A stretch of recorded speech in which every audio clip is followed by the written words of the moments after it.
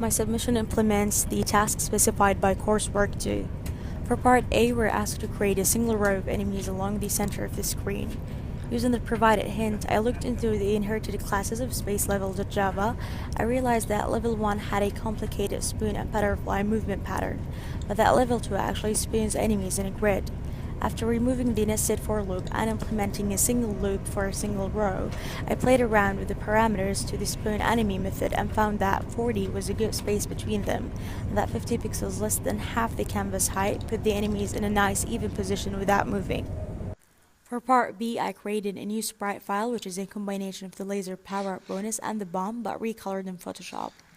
I added a new enumeration selection in bonus type.java and a new case in the main Space Invaders app to kill multiple enemies with the new weapon.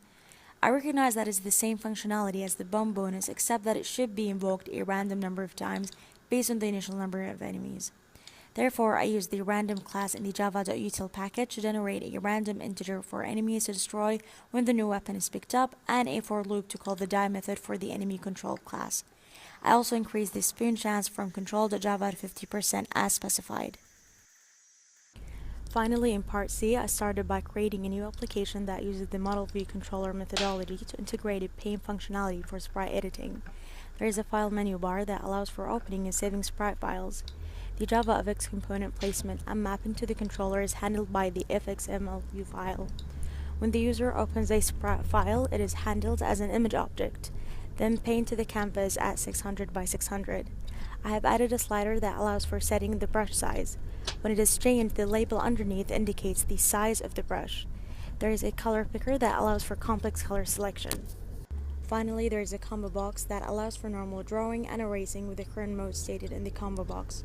After drawing and making changes to the sprite file, the user can save as a new file or overwrite the old file. The canvas is snapshotted and resized using image view class. Finally, using image.io, the PNG file is saved to the path specified by the user. Integrating the sprite editor in the Space Invaders main program is problematic, however. I mapped opening the application to keyboard letter E. The problem is that Java tries to run both programs in the same thread, which heavily reduces either program's ability to function, making both unusable. I would like some feedback in fixing the problem of multiple threads in the future.